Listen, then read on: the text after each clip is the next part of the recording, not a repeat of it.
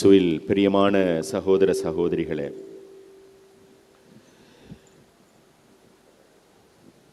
ஒவ்வொருவருடைய வாழ்க்கையிலும் அந்த வாழ்க்கையை இரண்டு பகுதிகளாக பிரிக்கலாம். ஒன்று மனமாற்றத்திற்கு முன், மனமாற்றத்திற்கு பின். வாழ்க்கை மாற்றத்திற்கு முன், வாழ்க்கை மாற்றத்திற்கு பின். எங்கேயாவது ஒரு காலகட்டத்தில் ஏதோ ஒரு மாற்றம் நமக்குள்ள வந்திருக்கணும். வரலைன்னா இனிமே வரும். கண்டிப்பாக ஒவ்வொருத்தருக்கும் ஒரு நாள் ஒரு டேர்னிங் பாயிண்ட், ஒரு திருப்பு முனை அப்படின்னு சொல்கிறோம் இல்லையா, அந்த திருப்பு முனை இருக்கணும். மாற்றமில்லாத மனிதர்கள் அப்படின்னு, மாற்றமில்லாத மனிதர்கள் வாழவே முடியாது. மாற்றம் அப்படிங்கிறது நமக்கு தேவை. ஒரு அம்மா எப்போ பார்த்தாலும் ஒரே மாதிரி தான் குழம்பு வைக்கும்.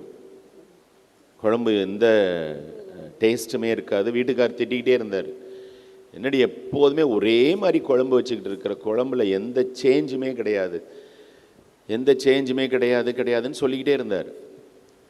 ஒரு நாள் என்ன பண்ணிச்சு இந்த அம்மா, ஒரு குழம்பு தயார் பண்ணி இன்னைக்கு வீட்டுக்கார்ட்டேருந்து எப்படியாவது பாராட்டு வாங்கிடணும்னு சொல்லிட்டு குழம்பு வச்சிச்சு. வீட்டுக்காரர் குழம்பு ஊற்றிட்டு அடியில் கரண்டியை விட்டு எடுக்கிறாரு, அங்கே சில்லற காசாக கிடக்குது.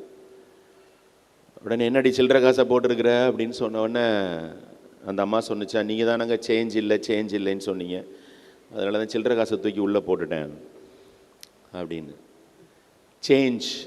Change is painful but needed for our growth. மாற்றம் அப்படிங்கிறது வலி தரக்கூடியது, அது கஷ்டமானது. சேஞ்ச் அவ்வளவு ஈஸியாலாம் வந்துடாது. இன்னைக்கு கிறிஸ்தவர்களை பார்த்து மற்றவர்கள் சொல்லக்கூடிய பெரிய குற்றச்சாட்டு என்ன அப்படின்னா, இவர்கள் மதம் மாற்றுகிறார்கள் அப்படிங்கிற குற்றச்சாட்டு தான் வருகிறது. நமக்கு மதம் மாற்றுறதெல்லாம் முக்கியமான அந்த வேலையை தாண்டி நம்ம கத்தோலிக்கர்களாக இருக்கிறவர்களை மனம் மாற்றுவதற்கே நமக்கு நேரம் பத்த மாட்டேங்குது. மனம் மாற வேண்டியவர்களே கத்தோலிக்க திரு அவையில் உள்ள நிறைய பேர் இருக்கிற பொழுது நமக்கு இன்னும் மனம் மாற்றி என்ன பண்ண போகிறோம்? அவங்கவுங்களுடைய மதத்தில் மனம் மாறி நல்ல இந்துவாக, நல்ல முஸ்லீமாக, நல்ல மனிதர்களாக, நல்ல கத்தோலிக்க கிறிஸ்தவர்களாக இருந்தாலே போதும் இல்லையா? மதம் மாறித்தான் ஆகணும் அப்படிங்கிறதெல்லாம் இல்லை. அப்போ அந்தந்த அவங்க இருக்கிற இடத்துல மனம் மாறியவர்களாக வாழ வேண்டும். இந்த மனம் மாறி வாழ்வதற்கான வழிகள் என்னென்ன? இயேசுவினுடைய துவக்க காலம் இன்றைக்கு அல்லேலூயா கீதத்தில் பாடினது நாம் என்ன அப்படின்னா, காலம் நிறைவேறிவிட்டது, மனம் மாறி நற்செய்தியை நம்புங்கள். இந்த மனமாற்றம் அப்படிங்கிறது, மனமாற்றம் நமக்கு தேவை, கண்டிப்பாக வேணும். அப்போ இந்த மனமாற்றத்திற்கு என்னென்ன வழிகள்? ஃபஸ்ட்டு பாவ உணர்வு. பாவம் அப்படிங்கிறது இருக்குது, நான் பாவி அப்படிங்கிற உணர்வு. அதனால தான் நாம் இன்னைக்கு முன்னுரையில் நாம் பாவியான மனுஷனான ஐயா பாடினோம். பாவியான மனுஷனா என்னுடைய பாவங்களை எல்லாம் மன்னியும் அப்படின்னு சொல்லக்கூடிய அந்த தாழ்ச்சி நமக்கு வேணும். நான் பாவி, நான் பலவீனமானவன், நான் பாவம் செய்யக்கூடியவன் அப்படிங்கிற எண்ணம் நமக்கு வர வேண்டும். நான் பாவமே செய்கிறதில்லையாக்கும், நான் புண்ணியவானாக்கும், நான் புனிதனாக்கும் அப்படின்லாம் யாருமே சொல்ல முடியாது, ஒரு ஆள் கூட சொல்ல முடியாது. அப்போ நான் பாவி அப்படிங்கிற அந்த உணர்வு நமக்குள் வர வேண்டும். அதுலேயும் என்ன அப்படின்னா, நமக்கு வேண்டியவர்கள் தப்பு பண்ணாங்கன்னு வச்சுங்களேன், பாவம் பண்ணாங்கன்னு வச்சுங்களேன், அதுக்கு நம்ம வக்காலத்து வாங்க வருவோமே தவிர அது பாவம்னு சொல்றதுக்கான அந்த தைரியம் யாருக்குமே கிடையாது. அப்ப எனக்கு பிடித்தவர்கள் பாவம் செய்தால், தவறு செய்தால் அது பாவம் கிடையாது, தவறு கிடையாது. எனக்கு பிடிக்காதவர்கள் என்ன செய்தாலும் பாவம், என்ன செய்தாலும் தவறு அப்படிங்கிற காலகட்டத்தில் வாழ்ந்து கொண்டிருக்கிறோம்.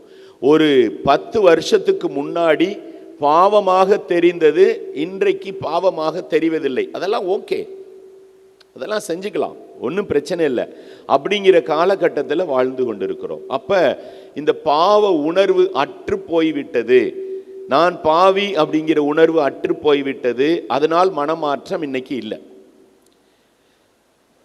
இப்போ ஒப்புரவு விரல் அடையாளத்துக்கே வந்து பார்த்தீங்கன்னா ஒரு பாவமும் பண்ணுறதில்ல சாமி அப்படின்னு, ஒரு பாவம் பண்ணாமல் ஒப்புரவு விரல் அடையாளத்துக்கு வருகிறோம். இப்போ இல்லை, அது தப்பு. ஓகேவா? அப்போ பாவ உணர்வு, நான் பாவி, பாவம் செய்யக்கூடியவன், பாவம் செய்யக்கூடிய பாவத்திலே விழக்கூடிய சூழ்நிலையிலே இருக்கிறவன் அப்படிங்கிற அந்த உணர்வு நமக்குள்ள வரணும். ஒன்று. ரெண்டாவது நிலை என்ன அப்படின்னா பாவ அறிக்கை. பாவ அறிக்கை ஒவ்வொரு திருப்பலியிலையும் நம்முடைய வேலை நகரில் திருப்பலி நன்மை வாங்கினதுக்கு அப்புறம் ஒரு பெரிய அறிவிப்பு கொடுப்பாங்க. அதில் முக்கியமான அறிவிப்பு, அன்பு பக்தர்களே, நீங்கள் இந்த பேராலயத்திற்கு வந்திருக்கிற நேரத்திலே தயவு செய்து ஒப்புரவு அருள் அடையாளம் மேற்கொள்ளுங்கள். ஒப்புரவு அருள் அடையாள ஆலயத்திற்கு சென்று அங்கே அருட்தந்தையர்கள் இருக்கிறார்கள், நல்ல பாவ சங்கீதனம் செய்யுங்கள், மேக் குட் கன்ஃபெஷன்.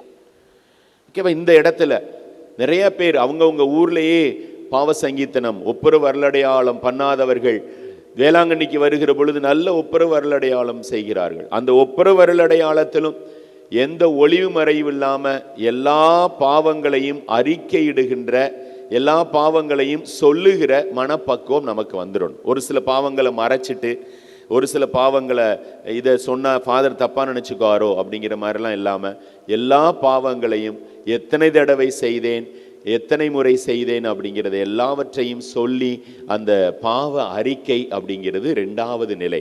அதனால முதல்ல நான் பாவி அப்படிங்கிற உணர்வு இருக்கணும், ரெண்டாவது பாவத்தை அறிக்கையிட வேண்டும். இந்த ரெண்டும் நடக்கிற பொழுது மூன்றாவதாக நமக்கு நடப்பது வாழ்க்கை மாற்றம். இந்த வாழ்க்கை மாற்றம் அப்படிங்கிறது நம்முடைய அன்றாட வாழ்க்கையில் நிறையா நடக்கிறது என்பதை நாம் உணர்ந்து கொள்ள வேண்டும். அப்போ இதுக்கு பவுலடியார் எழுதிய கொரிந்தியருக்கு எழுதிய 2ஆம் திருமுகத்திலே என்ன சொல்லுகிறார் அப்படின்னா 5வது அதிகாரம் 17வது வசனத்தில், ஒருவர் கிறிஸ்துவோடு இணைந்திருக்கும் போது அவர் புதிதாக படைக்கப்பட்டவராக இருக்கிறார். ஒருவர் கிறிஸ்துவோடு இணைந்திருக்கிற பொழுது புதிதாக படைக்கப்பட்டவராக இருக்கிறார். புது பிறவியாக, புது மனிதர்களாக மாறுகிறோம். அதான் வாழ்க்கை மாற்றம். அப்ப நான் பாவி அப்படின்னு ஏற்றுக்கொள்ளுகிறேன், பாவத்தை அறிக்கையிடுகிறேன். இந்த ரெண்டு நடக்கிறதுனால நான் இயேசுவோடு இணைந்து விடுகிறேன். இயேசுவோடு இணைந்து விடுகிற பொழுது கொரிந்தியருக்கு எழுதப்பட்ட 2ஆம் திருமுகம் 5வது வசனம் 17வது வசனத்தில் சொல்லப்படுவது போல, ஒருவர் கிறிஸ்துவோடு இணைந்திருக்கிற பொழுது அவர் புதிதாக படைக்கப்பட்டவராக மாறுகிறார். அதேதான் 1 யோவான் எழுதிய முதல் திருமுகம் 3வது அதிகாரம் 6வது வசனத்தில் அவ்வளவு தெளிவாக சொல்லப்படுகிறது. இயேசுவோடு இணைகிற பொழுது அவரோடு இணைந்திருக்கும் எவரும் பாவம் செய்வதில்லை. அவரோடு இணைந்திருக்கும் எவரும் பாவம் செய்வதில்லை. இயேசுவோடு இணைந்திருக்கிற பொழுது நம்முடைய வாழ்க்கையில் ஒரு பெரிய வாழ்க்கை மாற்றம் நடைபெறும் அப்படிங்கிறத நாம் உணர்ந்து கொள்ள வேண்டும். இயேசுவோடு இணைந்திருத்தல், பூவோடு இணைந்த நாரும் மனம் பெறும் அப்படின்னு சொல்லுவாங்க இல்லையா? அதுதான், அந்த பூவோடு இணைகிற பொழுது அந்த நாரும் மனம் பெறுகிறது. இயேசுவோடு இணைகிற பொழுது இயேசுவுக்குள் இருக்கக்கூடிய அந்த புனிதம் என்னுடையதாக மாறுகிறது. அப்போ அந்த holiness becomes mine when I am related closely with Jesus. இந்த உணர்வு நமக்கு அதிகமாக வேண்டும். பல்கேரியா நாட்டில் ஒரு ரோஸ் வேலி, ரோஜாப்பூ பள்ளத்தாக்கு ஒன்று இருக்கிறதாம். ரோஜாப்பூ பள்ளத்தாக்கு. அந்த ரோஜாப்பூ பள்ளத்தாக்கு, அந்த பள்ளத்தாக்கு ஃபுல்லாகவே ஒரே ரோஜா பூக்கள். அதுவும் குறிப்பாக இந்த மே ஜூன் இந்த மாதங்களில் பார்த்தீங்கன்னா அந்த பள்ளத்தாக்கு ஃபுல்லாகவே ரோஜா பூக்களாக பூத்து குலுங்குமா. அந்த ரோஜா பள்ளத்தாக்குக்கு போயிட்டு பார்த்துட்டு வர்றவங்க பார்த்துட்டு வந்த உடனே அவங்க வெளியில் சொல்லணும்னு தேவையில்லையா, நான் ரோஜா பள்ளத்தாக்கை பார்த்துட்டு வந்திருக்கிறேன் அப்படின்னு. அந்த அவங்க பார்க்க செல்லுகிற பொழுது ஒவ்வொரு இடமா போய் பார்த்துட்டு வர்றாங்களா, அப்படியே கலரா அப்படியே டிசைனாக அந்த ரோஜா பூக்களை பார்க்க போகிற பொழுது அந்த ரோஜா பூவினுடைய வாசம் அவங்களுடைய ட்ரெஸ்ஸில் ஒட்டிக்குமா. அவங்களுடைய ட்ரெஸ்ஸோட ஒட்டிக்கிட்டு அவங்க எங்கே பஸ் ஏறி போனாலும் அன்றைக்கு முழுக்க அந்த ரோஜா பூவினுடைய வாசம் அவங்களுடைய ட்ரெஸ்ஸில் ஒட்டிக்குமா.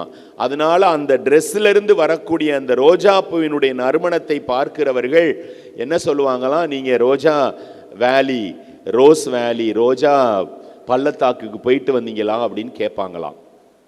திருப்பலியில் கலந்துக்கிட்டு வெளியில் போகிற பொழுது இயேசுவினுடைய வாசம் நம்மோடு ஒட்டி கொள்ள வேண்டும் அன்பார்ந்தவர்களே.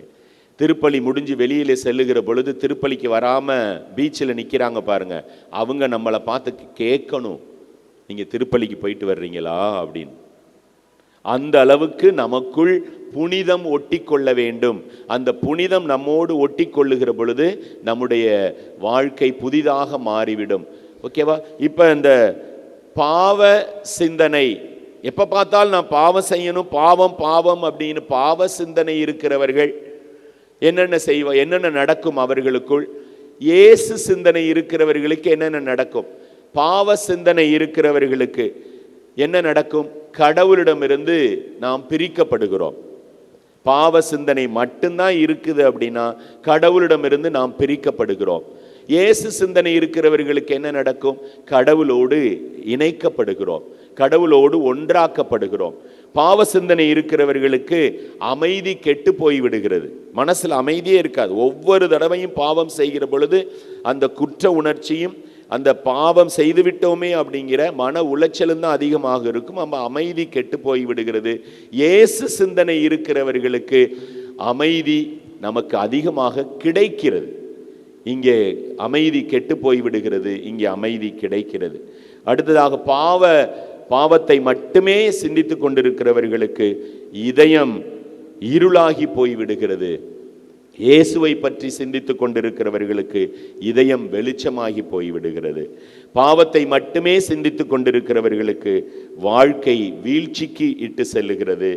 இயேசுவை பற்றி சிந்தித்து கொண்டிருக்கிறவர்களுக்கு வாழ்க்கை வளர்ச்சிக்கு இட்டு செல்லுகிறது. மாற்றம் மாறுகிற பொழுது நாம் உயிரோடு வாழ்வோம், மாறாத பொழுது மண்ணோடு மண்ணாய் போய்விடுவோம். ஆமென்.